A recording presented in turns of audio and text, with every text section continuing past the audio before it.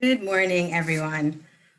My name is Jacinta Kapungu, and I serve as Director of Learning and Organizational Strengthening for WomenStrong International. WomenStrong International finds, funds, and helps strengthen urban women-led organizations eager to learn and share what works and what doesn't in the areas of focus through their participation in a learning lab. Our lab covers 4 areas: girls' education and empowerment, women's health, violence against women and girls, and we will soon launch economic security and opportunity. We are excited to welcome you to this webinar entitled, "What Will It Take to End Violence Against Women?" A dialogue on new paradigms for our era. This conversation brings together leaders from Black Women's Blueprint, based in Brooklyn, New York, and Men Stopping Violence, based in Atlanta, Georgia, both partners in our Violence Against Women and Girls Lab. Black Women's Blueprint is rooted in international and global feminist human rights movements and movements to end violence against women. They seek to unearth the intersections of race and gender in the lives of Black women and partner with girls and college-age women to secure economic justice, protect college education, eliminate gender-based violence, and enhance their political participation. Men Stopping Violence works to educate and develop the knowledge and skills of men from all walks of life, to create a world free of violence against women and girls, and to participate in their safety, security, and advancement. I'll now hand it over to Savannah to open up the dialogue. Good morning, everyone. Thank you so much to WomenStrong, to all of our partners in the Violence Against Women Lab, and to my colleagues and really siblings in this work, Farah, Lester, and Lee, who are joining me in this conversation that I know will take us to higher heights in the movement. And so it's really exciting to just be a part of this dialogue and to move us through what I hope will be both a grounding and collective witnessing practice beyond our bios and beyond the work that we've done, is how we arrive to this work. And there's who we are as collective individuals, and who we are to each other and also to ourselves. And so I'm just going to share my screen.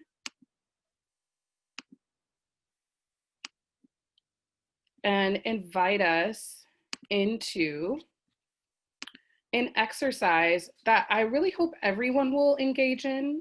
So the discussants, myself, Farah, Lee, and you, Lester, will respond to these prompts and this witnessing practice. It is used across our movement work really to do deepening around relationship building, trust building, and also steeping ourselves in our why, steeping ourselves in the who, steeping ourselves in the what of our work also. And so really briefly, if you just take 1 to 2 minutes to jot down either on a notepad or in your phone notes or even just in your heart, the response to the following prompts.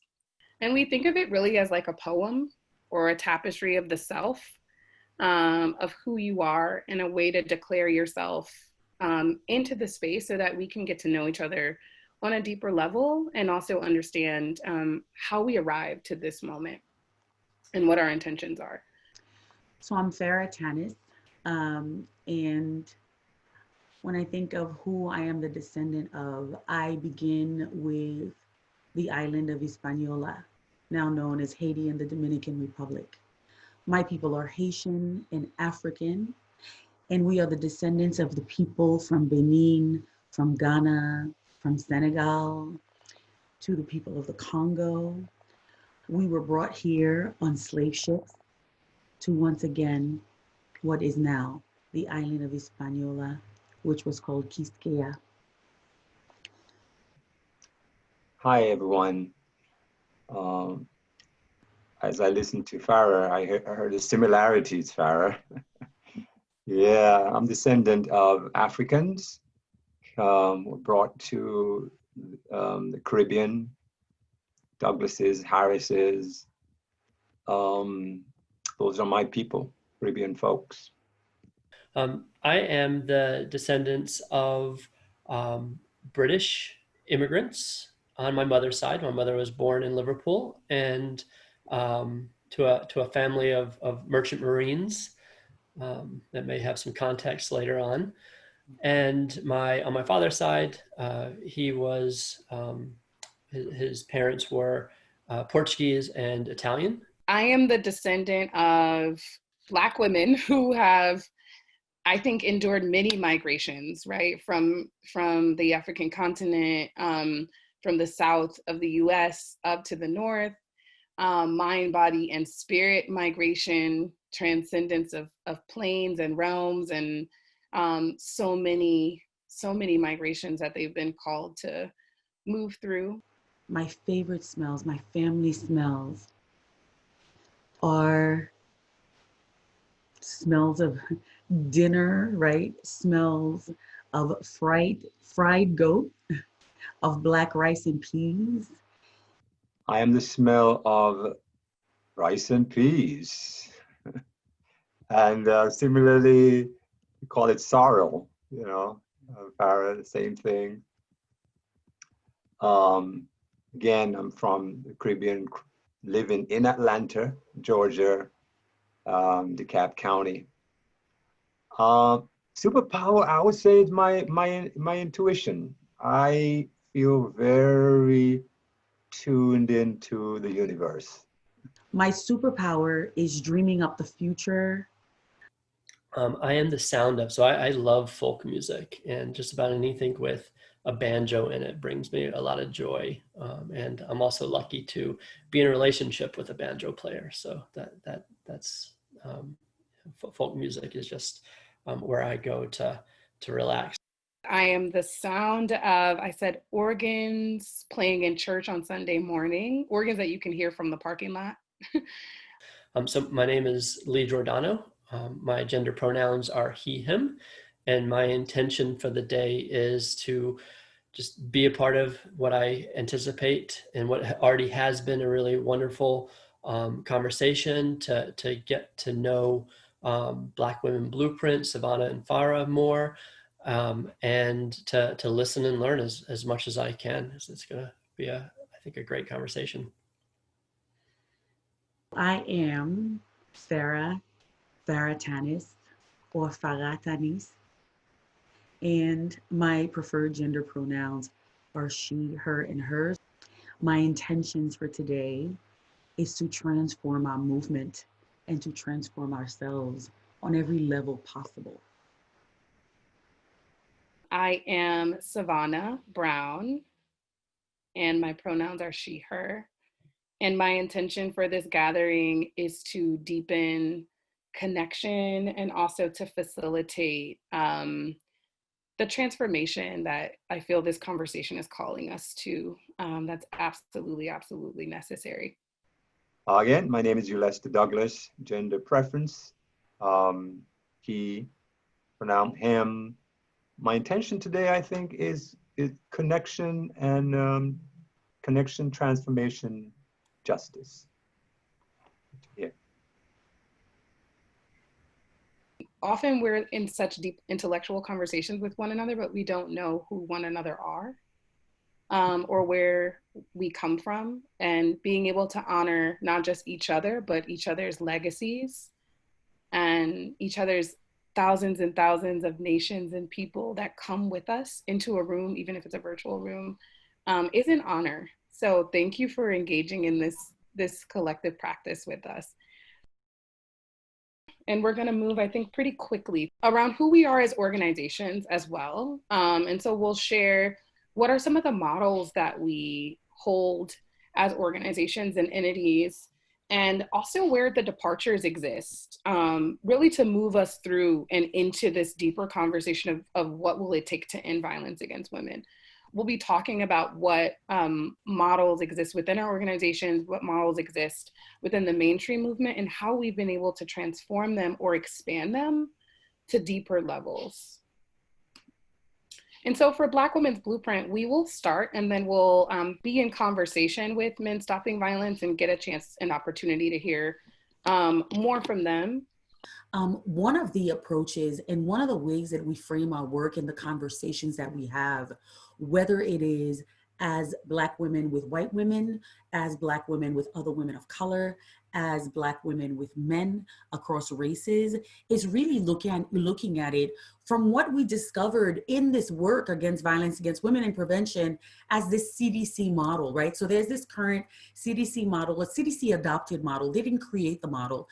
They worked with the NSVRC, the National Sexual Violence Network, to be able to create this model that said, in order to prevent violence, this is what you need. You need to look at these various components of just like how a community or, you know, society operates, and what are the things that perpetuate violence at each of these levels, and what are the things that can be used to marshal and to deploy prevention strategies. And they came up and they adopted pretty much what we believe is a very narrow frame, right? In their discussions around violence, the individual, you can interrupt violence at the individual, you can look at individual factors, you can look at relational factors, you can look at communal factors or societal factors.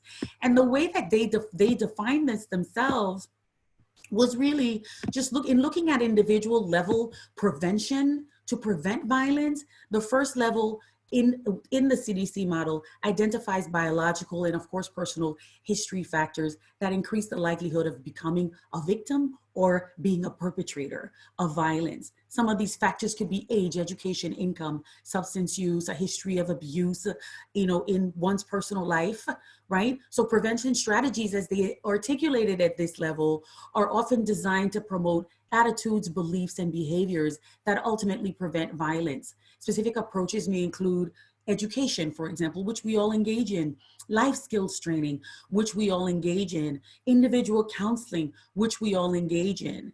And, you know, when you move then to the relational, or what they're calling in relationships, how you can interrupt violence and how you analyze that, that level provides a framework which just examines our close relationships, that in relationships that may increase the risk, the dynamics in those relationships for increasing the risk of experiencing violence as a victim or a perpetrator. There's this paradigm of victim perpetrator. A person's closest social circles, peers, partners, family members, they say can influence their behavior and contribute to their range of experience, right? So prevention strategies at this level may include parenting or family-focused prevention programs, and, you know, mentoring, peer programs designed to reduce conflict, that foster problem solving, communication, healthy relationships. These are models that we're very used to, right? The third, with the communal, really explores the settings like that we engage with, that we also work in. So schools, workplaces, neighborhoods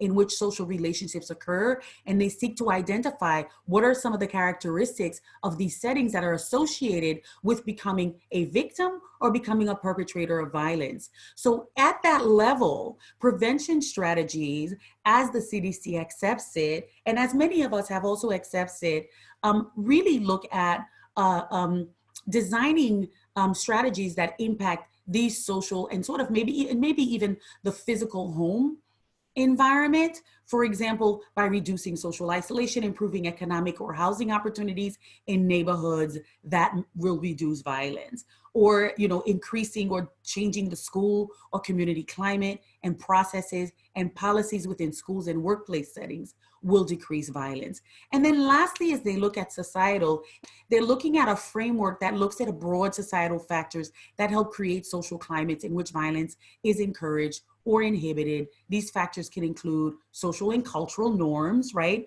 that support violence as acceptable and ways to resolve conflict, right? So really, there is this way that the CDC promotes addressing social factors, including health, of course, economic, educational, and social policies that help maintain these social inequalities. But for us at Black Women's Blueprint, we said, something is missing. Something is missing in the way that each of these different levels are articulated, and they're missing a whole part of ourselves. We are fuller and much broader than just individual. We are more than just the sum of our individual, our relational, our communal and social interactions. We said there are structural factors which, people overlap when they talk about structural factors. There are also the historical factors that live in us and that gets passed down when we talk about prevention, when we talk about how we show up in the world as various genders, but for the purpose of this conversation, how we have learned to look at ourselves as women, those of us who identify as women, and have learned to look at men as broader than this. And I'm sure that some of you in this webinar may even see something broader, right? May even see past environmental, which we mean, and it's in green, we mean the earth, the planet, and the spiritual. There are so many realms that we have not yet discovered. So in our learning, this is what we're learning. And this is what we ground our work, our approach, and our conversation in. So while the societal aspect of the CDC model highlights policies which perpetuate violence, we contend at Black Women's Blueprint that these policies are not created in a vacuum, right? So when we talk about the structural, we say that a structural analysis and approach focuses on accountability by those persons and leaders who make the policies and the groups who benefit from said policies with direct or inadvertently, they direct or inadvertently uphold patriarchy or racism or oppression or perpetuate violence, right? It's not just societal attitudes or culture. We make culture, right? Culture doesn't make us. And so we uphold structures steeped in particular cultures, whether that be settler colonialist structures or whatever those structures are meant to uphold. So by looking at the structures, we can name the isms, the racism, the sexism, the homophobia, the transphobia, the classism, which are not simply societal beliefs, but they are encoded, they are created as structure, they are solidified as structures that we just live in and that we benefit from. So prevention strategies for us at this level place the power back into the hands of people and survivors that can address the entrenched structural inequalities that continue to address regardless of our societal policy. Thank you, Savannah and Farah. That was great. And I'm seeing the connections, and when we engage in dialogue, we'll talk more, sure, about that.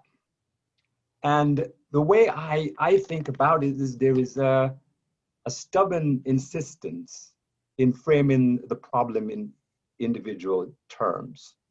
So much of the strategies that are employed right today are still based on working with individual men, working with individual women. There's some interpersonal, but for the most part, it's still very much about the individual. And again, our conversation today from Men Stopping Violence is focusing on the continental US, and particularly, again, male violence against women. And so within the continental US, that is still very much a core part of mainstream strategies to end violence against women, particularly male violence against women.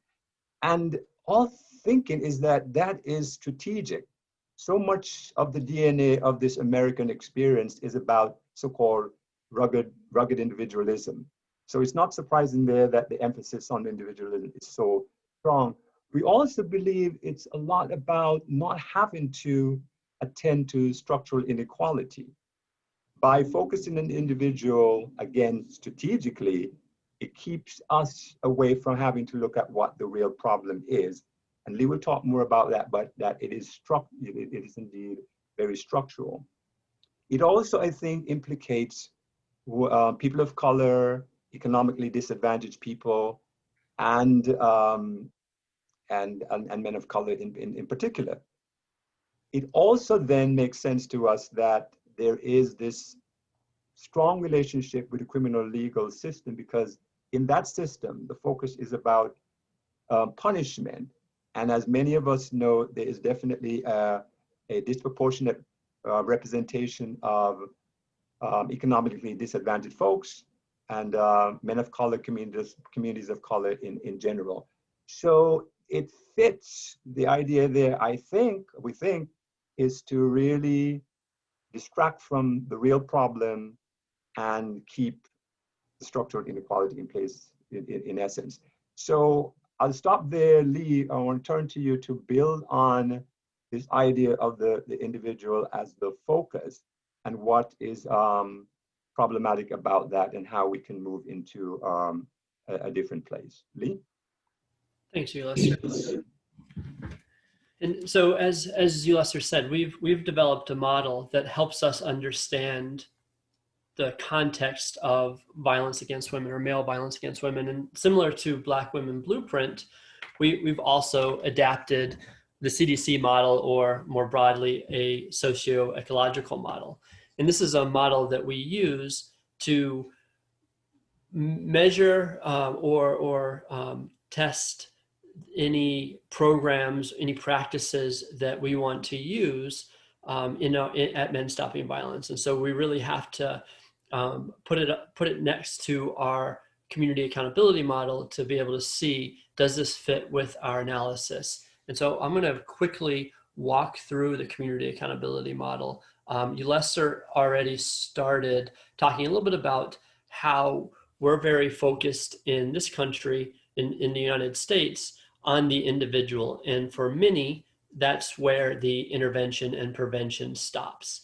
And as we heard Savannah and Farah lay out, that we really need to go beyond that individual, look at the different layers. And so we've got our own spin on an explanation for why violence against women is as prevalent as it is in our communities. And so we start with the individual. The individual's function, we see here, is to exert power and control over intimate partners, right? And so we see that the existence and the prevalence of male violence against women in interpersonal relationships and communities really serves to reinforce a power dynamic in our communities. And so it's often shouldn't be a surprise to us that violence against women exists in the way that it does, because it actually serves a function that is desired by our broader culture and broader communities. And so that's what we want to begin to unpack. We're going to look at how this individual is nested in many communities that gives us a good explanation for why violence is as prevalent as it is. So the first community we're going to look at is, and the first community that we think about at Men Stopping Violence, is the primary community. And we see the primary community's function is to socialize, right? And so we see family, peers, anywhere that this individual man is engaging with others who have a socializing effect. And we think of socialization as learning the norms of a community. And one of the important norms as it relates to this conversation is gender norms. And so men in their primary community are learning about how to be boys and men and learning what to expect from girls and women. Once we move beyond the primary community to the micro community, we now get into more of organization. So we're thinking about faith communities, schools, civic groups, social service agencies. And the role at this level is to enforce the gender role socialization that happens at the primary community. And it's important to acknowledge, and Ulysses acknowledged this as well as Savannah and Farah, that when we think about that individual male, too often that we're thinking of them as simply a gender. And we have to make sure that we acknowledge their diverse social locations. And so when we particularly think about race, this model really operates differently for white men than it does men of color, especially Black men. And here at the micro community, we can see some very explicit ways that that happens. And so if, let's say, schools, for instance, are engaging in the enforcement of gender norms, then we can see how there's a disparity in how enforcement shows up in young white boys' life versus young Black boys' lives.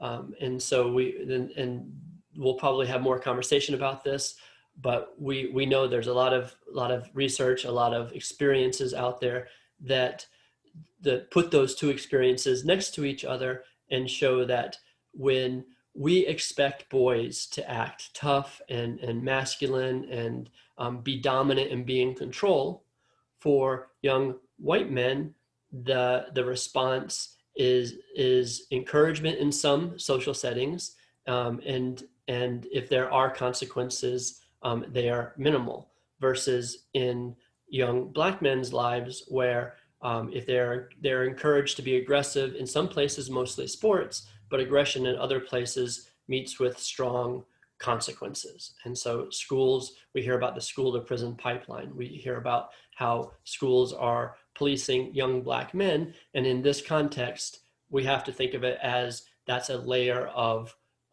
policing gender norms in our communities. And so that's important for us to hold both of those things in our model. If we move beyond the micro community, we get to the macro community. And this is where we're talking about institutions. And these institutions are giving us instructions, giving us social norms and justifications for how our society operates. And again, in our understanding of this model, we see the norms that are being laid out are power differences, hierarchy, that it's expected that some people exert power over others. When we think about male violence against women, we're often thinking about the context of men exerting power over women. But we can also, and so we can see that, within religions, how those messages are being sent from religious leaders. We can see how in the United States, laws are predicated on the idea that men have more right, should have more power, have the ability and the right to exert power over women and women's bodies. We can see how in the media that message is reinforced and normalizes violence against women, normalizes men being dominant over women. But we can also see how, again, with the court systems and the criminal legal system, that there is a disparity in how accountability operates when we think about violence against women. And if the norm at this level is setting up power and control, then we also have to think in racial terms how the criminal legal system uses many of the same tactics of control that we tell men at the individual level are inappropriate to use, right? So we have a system of accountability in our society that isn't about changing norms so that men aren't abusive. It's about upholding norms and policing how abusive men are. How can they continue to exert control without crossing certain lines? And we know that those lines are different based on race and class. And so again, this is a place that we'll hopefully cover more today. But so the last level for us is the global community. And the global community offers us the anchors for this system. And so we think of the global community as how our society is organized. And so we live in a society that is patriarchal. We live in a society where men are dominant, where what is good for men is seen as normal, and where what men do matters more than what women do. But we also live in a white supremacist society. And so similarly, we live in a society where we have white dominance. We live in a society where colonialism has dictated a lot of how we define conflict or how we address conflict. So if we think about what I was just saying about our criminal legal system, that comes right out of colonial practices. When we think about how we see power in the United States, that is a very colonial viewpoint of might equals right. If you have the ability to dominate, you have the right to dominate. And so we see how that shows up in interpersonal relationships. We see how that shows up in our criminal legal response to violence against women. And when we think about white supremacy, we see how violence against women and our response doesn't just subordinate or doesn't just create a power indifference between men and women, that in our country, our response to violence against women also creates a power difference between white people and people of color. And that's really important in our understanding of our work. But, so that's sort of where we are in our analysis. And yet in this moment, we are an organization that we engage men. Part of that is intervention with men who have been abusive, which is important and has to be done, as well as we have prevention initiatives. And so as I think about how we move forward as a movement in ways that create justice and safety and healing in our communities, one of the important concepts for us and a concept, I think, for the broader movement working to end violence against women to really lean into is the concept of community accountability and restorative and transformative justice. The Reconciliation Bowl, which is one of the strategies and really like the solutions that we put forward, and this can be done in particular contexts. I think it's also important when we're talking about the historical and the spiritual, is that and the environmental, there are particular contexts in which certain solutions or strategies are appropriate, right? And knowing when that community or that space or that environment is ripe for a particular strategy is also incredibly important. And so the Reconciliation Bowl is one that comes from the African diaspora. It's a tradition that is steeped in holistic ways of knowing and understanding how to engage around harm that has occurred, right? And so the bowl itself, a tradition that comes from Ghana, West Africa, and that can be found in different iterations across West Africa, it's an opportunity for those who have been harmed and those who have harmed or been complicit in harm to come together and reconcile around a cultural artifact, around cultural strategy like food and conversation, and really to do the peacemaking and the peace building that has been attempted in truth and reconciliation commissions, right, in very formal institutional settings. But that can really be done in community around healing collectively, right? What does collective healing look like? And how can it be done using the very strategies that come from within that community or within the self? And so this act and this process of peacemaking and peace building with the Reconciliation Bowl is really one marker along a full trajectory of reconciliation. Reconciliation is not just one harm doer sitting across from the harmed, but it's the beginning of a process of acknowledgement, the beginning of the process of apology, the beginning of repair, of restoring the self.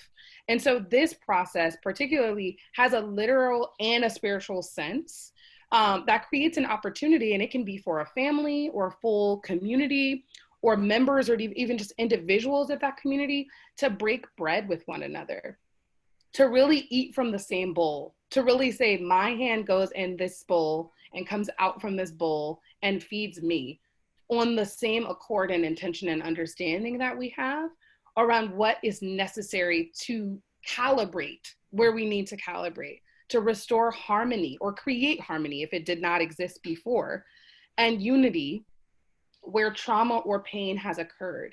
And so the bowl itself is just one of many artifacts that we've gathered from across the African diaspora that allows for collective processes of healing, which undergird reconciliation, that allows collective processes of acknowledgement and recognition and apology and repair, that it also incites this courageous dialogue that looks across that spectrum that we just looked at, individual, communal, relational, structural, environmental, spiritual. It really allows for the healing and the liberatory experience to occur across all of these experiences. And so this bowl in particular was acquired in Kumasi, right outside of a particular area in Ghana, that practices this ritual, right? And has this steepened and deepened understanding of the ways in which all of these processes can come together as one milestone and reconciliation, right? And so we're not saying that if people gather around a bowl and they eat from the same place, that harmony is restored in one magical, like, whisk of a wand, right?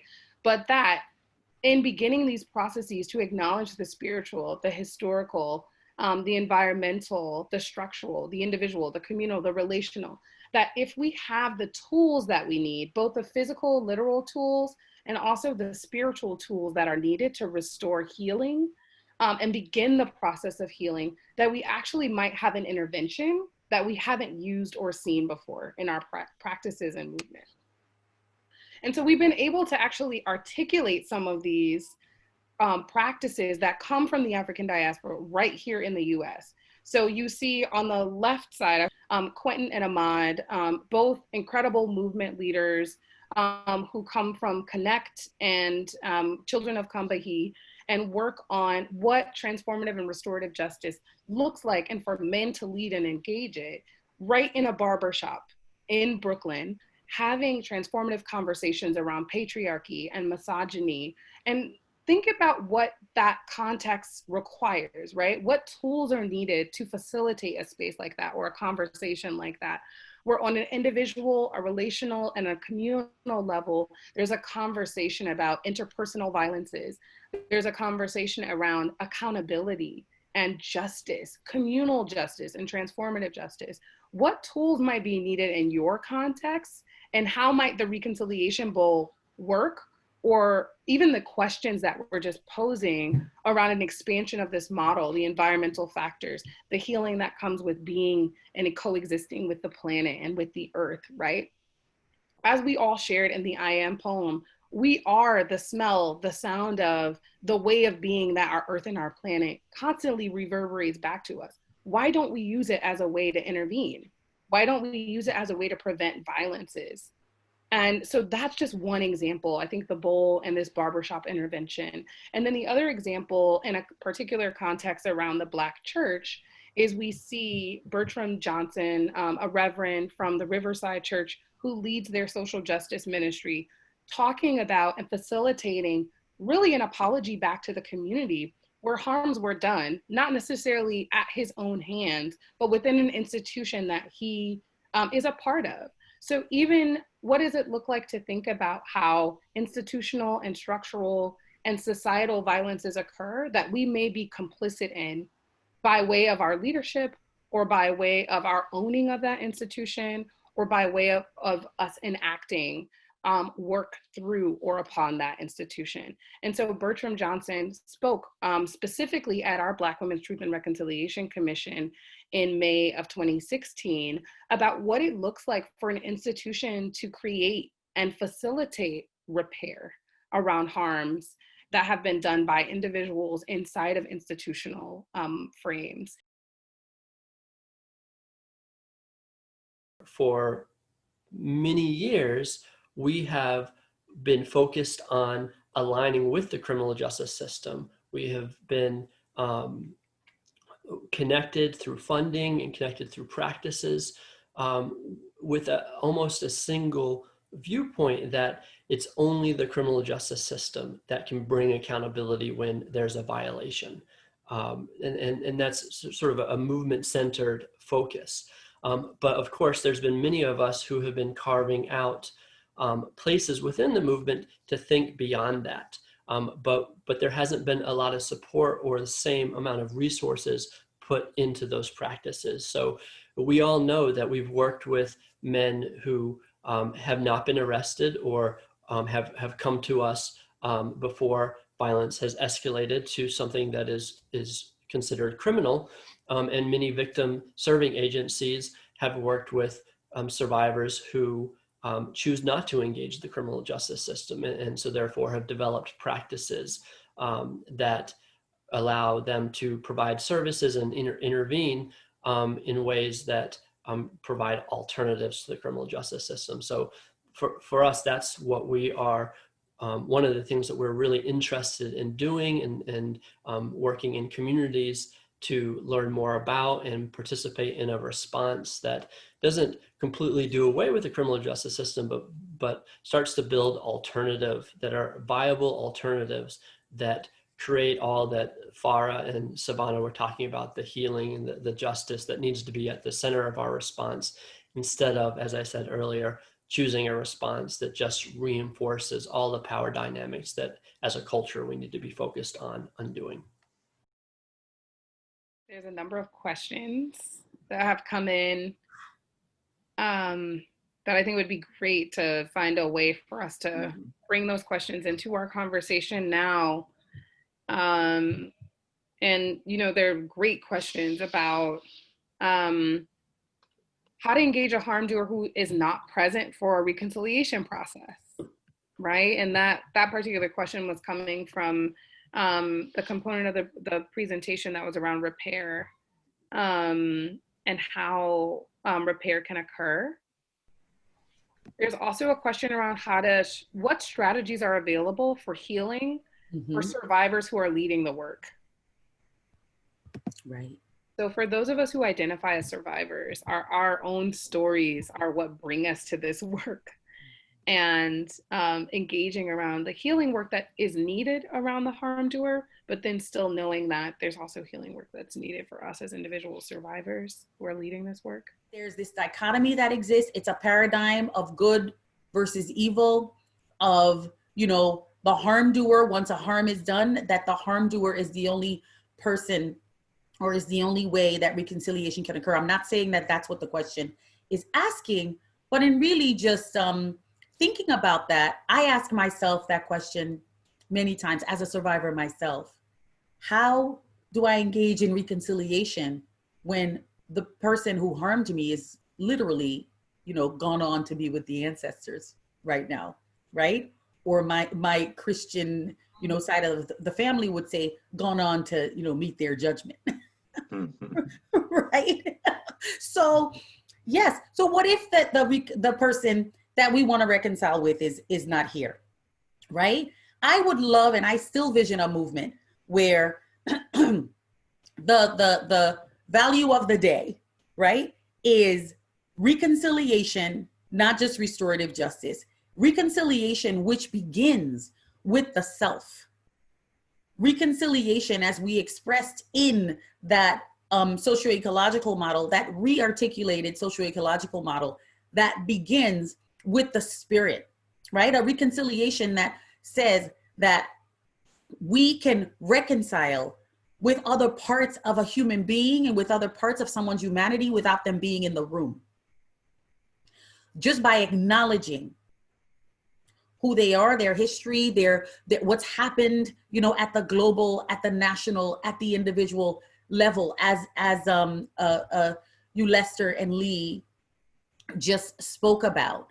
And so I think that if we can just expand our imagination, if we can vision something more, a way of healing and a way of forgiving and a way of engaging, a way of finding communion with each other, a way of speaking and engaging each other even before the other person walks into the room with us, I think we can begin to think about reconciliation differently.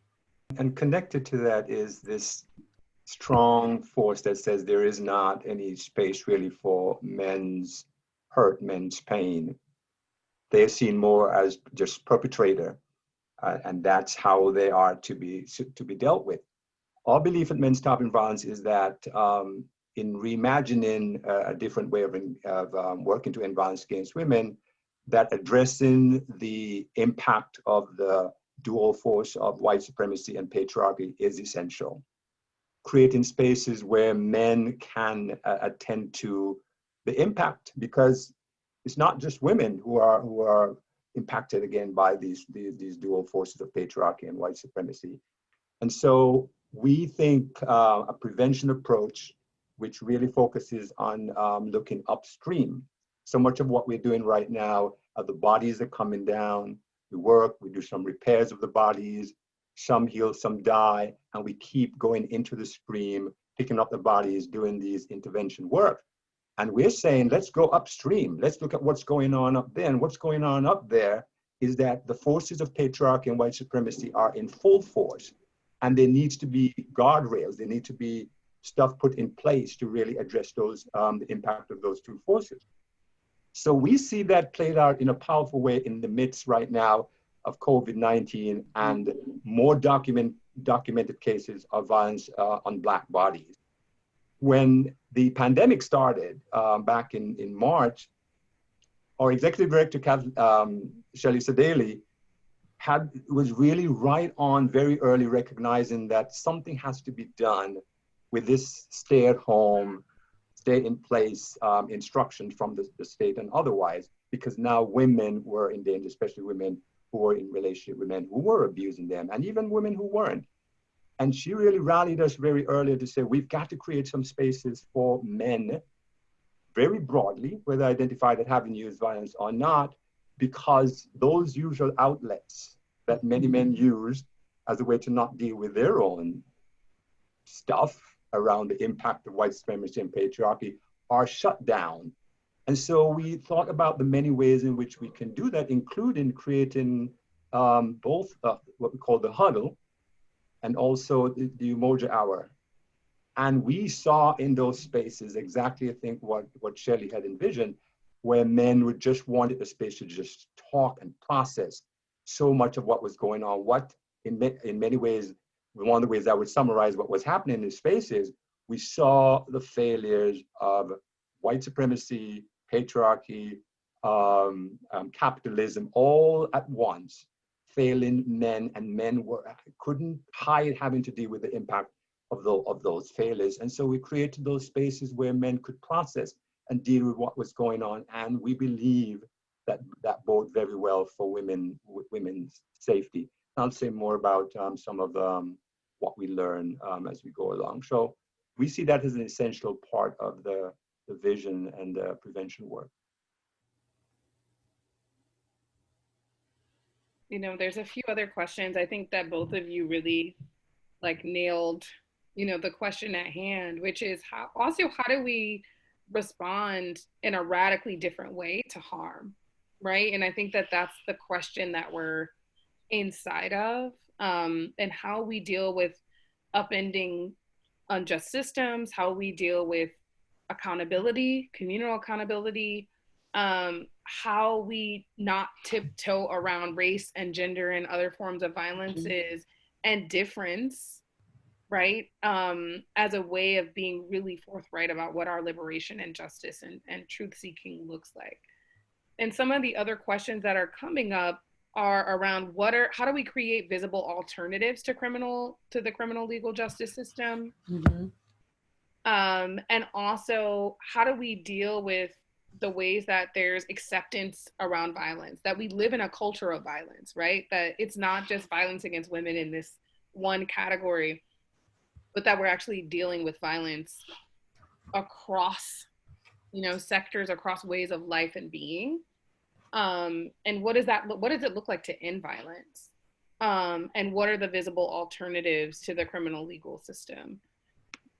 So I think those are really big questions too, around how we bridge our theory and practice, right? What are the solutions within our movement? And Farah, you started talking about this too. What are the solutions that are not just these over intellectualized or research driven? And not that research is bad, Right? but that there are ways that we can define research, right? That are within the self, that are within community, that are within ritual and within ceremony, that allow for us to make the road while we're dreaming up the future, right? That allow for us to design the future that women and girls deserve, right? That allow for us to create these pathways toward justice and liberation that we have to be willing to craft ourselves. And I think the question that's coming up around, how do we create visible alternatives to the criminal legal system requires us to be in a conversation around what it is that we've done that has Yes. worked, what has not worked, and what it is that we're willing to do. And I think that's on a personal level and also on a collective level. You know, what fears come up for us around like what that means to completely release the criminal legal system, what tensions exist there between the racial justice and gender justice movements. How are we conceptualizing that? Where are we sitting? Even while we have these conversations around reconciliation and community accountability, what's still fraught within the movement that's not allowing us to actually go forward, or even what questions we have? Well, you know, Savannah, as you were speaking, I was thinking back to what Farah had said earlier about what we've lost historically. And if I think about the history of our movement, we started off very grassroots and had community accountability practices that once the movement was more resourced and as laws were passed, we became more institutionalized and connected to the criminal legal system, right? So as Farah invited, I think we can go back and look at some of those practices. But I also think that we have continued those practices. They just haven't been very acknowledged by the movement. If we think that less than 50% of cases of sexual and domestic violence are reported to the police, what's happening in those other cases?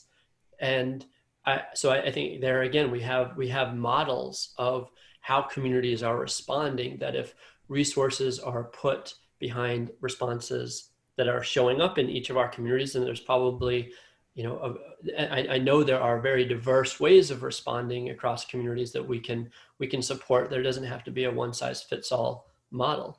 But we also have a great infrastructure now in our country designed to support survivors of violence as well as work for accountability. And so one of the things that Men Stopping Violence does is we have an intervention program for men who have caused harm in relationships. We can incorporate more transformative practices and come from a transformative justice perspective that can work in communities. Because part of our practice at Men Stopping Violence is if a man is in our class, we also require men in his community to be a part of the process, right? So we've got communities of men holding each other accountable. We also have an infrastructure to support survivors. And like I said earlier, many of those survivors are not engaged with the criminal legal system. And so it's about changing, I think, partly about changing our focus and figuring out how we take a different lens to justice and accountability than we have more traditionally. I feel like what you're pointing out, Lee, is that there's this tension, right, between the infrastructure that we fought for Yeah. to have institutionalized policies and ways of even navigating our grassroots work, right, around preventing and ending violence against women, and that we have this plethora now of resources, but there are still ways in which on a grassroots level, community is still doing violence prevention on their own. Yes. Without funding in many ways, right? When we hearken back to these like Black feminist traditions that we're speaking about, there are ways in which accountability is occurring, where justice is occurring, right? Where community safety is being imagined and manifested. And still, we have the results that we have around violence against women. We still have the epidemic of sexual violence against Black women and girls. We see global patterns of intimate partner violence, right? And so we've gotten somewhere, but we haven't gotten there yet. And I think COVID in particular presented a really profound opportunity for us as a movement to look inwardly and to say, okay, we know these things have not been working, or they have been working, or whatever it is, but what are we going to do? What are we willing to risk? What are the leaps we need to take, right? And just in the next couple of minutes, if we can talk as organizations, like what are the leaps that we have taken, and try to respond, I guess, to the questions that are coming up around where is the place of men in that work? Where is the place of healing and supporting survivors in that work? There's also a question around how to incorporate reproductive justice in the violence against women response and prevention work, right? So there are these layers in which we're even looking at economic justice, reproductive justice, all as coexisting issues inside of violence prevention. And where do we feel that we're at with that? And how do we name what we've been able to do as organizations to incorporate and facilitate those more intersectional and cross-sectoral solutions? I'll start. I'll pick up on what you just laid out, Savannah, and also a follow-up question to what I said earlier. There was a question about responding to white supremacy. I think that for us has certainly been, I'm going to say, creating spaces for men beyond they've been identified as having committed acts of violence against women, just more broadly, healing spaces, if you may, wellness spaces for men, I think is a leap. COVID really created an opportunity, even though intellectually, I think we were always there. I think we're certainly part of a system where a lot of the emphasis was, again, on offending behavior. Specifically in the emoji hour, like I said, that's a space specifically for Black men. Part of what has happened there is when George Floyd was killed, for example, men came into a space really traumatized. I mean, the impact of the witnessing of basically a lynching, right? Or all the other things that was going on, even the recent decision by the system to not follow through with charges for those who killed Breonna Taylor, stuff like that. Those are traumatizing events for Black folks. Yeah. And so the men come with that on their mind and were able to really think through process with some guidance from Spencer Murray, the co-facilitator of that space, to really just a place for men to vent. And the reality is that there aren't many spaces for exactly that kind of work to happen. So I think that is one of the leaps we've made. I think we're going to stay there. And because we're clear that I think men's wellness benefits women, benefits communities. I think also we have the model. I believe Black Lives Matter is a powerful framework, blueprint, if you may, for I think what needs to happen. While the emphasis and the focus is on racial justice, I think a lot of lessons are there around gender justice. Of course, we know they all intersect. But I think the bottom line there is, if we're going to end violence against women, we have to go think broadly, again, upstream. Healthcare. What are we doing to create healthcare, living wage, transportation, mental health services? All of those, issues are prevention. When communities are well, all those issues are addressed, safety is enhanced. And so oftentimes we don't think that broadly. And again, that is a place I think that we need to go if we're going to make the kind of, have the kind of vision of ending violence against women. So those are some initial thoughts on those questions. I also have some thoughts, and thank you, Lester, for saying this, and for the questions that are being asked in the chat. When we think about a departure from the mainstream or a departure from the direction that we're going in, one of the things that I will admit to you, and one of the things that I think is incredibly important, is that the issue of white supremacy is brought up in these conversations. Very important to discuss, very important to look at a broader frame, very important to take a bird's eye view. But, I'm thinking about Bell Hooks in her book, The Will to Change. And she says that patriarchy is the single most life-threatening social disease, assaulting the male body and the male spirit in our nation, if not in the world, right? And so I really want to focus on that as the question, and as this conversation we're having is called, what will it take to end, violence against women? And I say violence against all genders, right? As we need to look at where most violence is coming from, as we're all suffering oppression, as we're all under the foot of white supremacy and capitalism and colonialism. So what needs to be eliminated fundamentally? What do we need to struggle against? How do we need to not avert our eyes from the deeply entrenched beliefs that we have and not be distracted? Incorporate, but not be distracted by all of the other things going on around us, and really address the heart of men and the heart of patriarchy, and begin to do that work of dismantling a system that started thousands and thousands of years ago.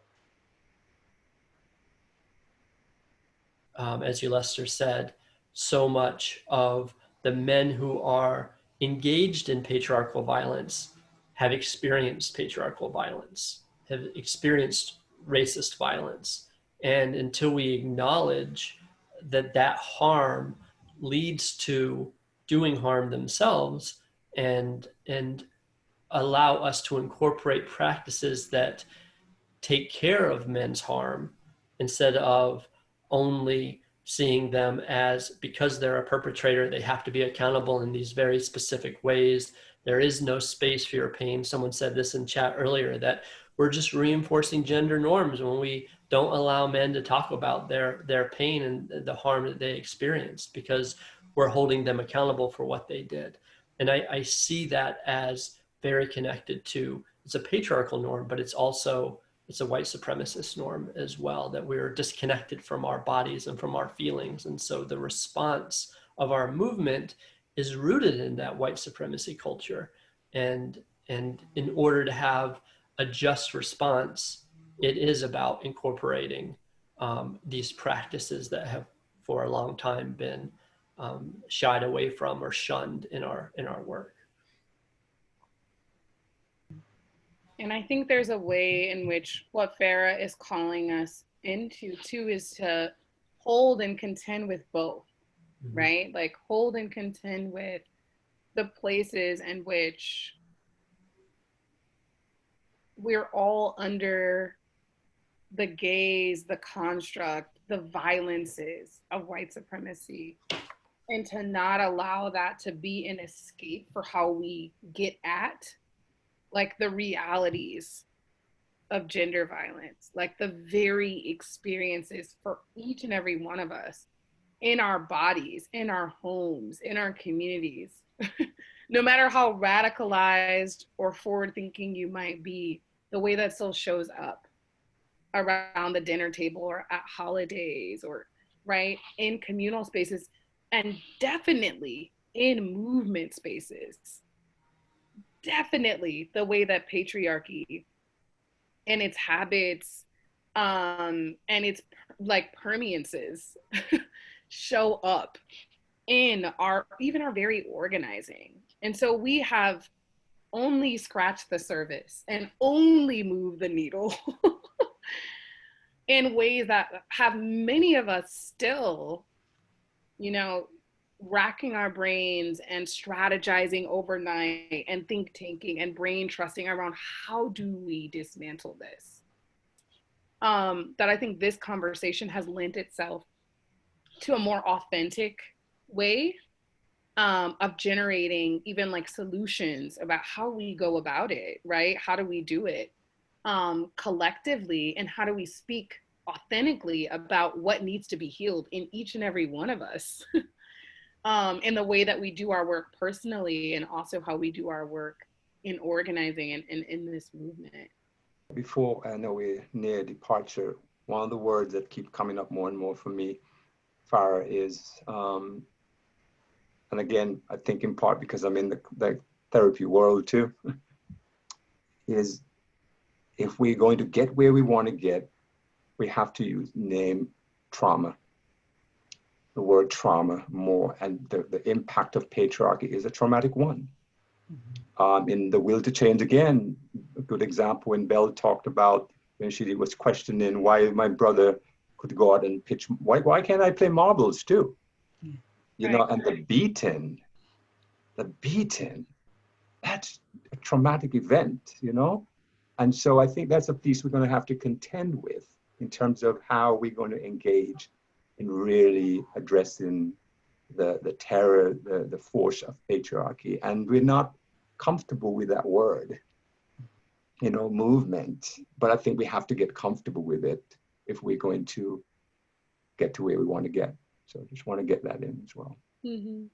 I think that this incredibly rigorous conversation that we were in with each other today is a demonstration of just like what that can look like and feel like and be like.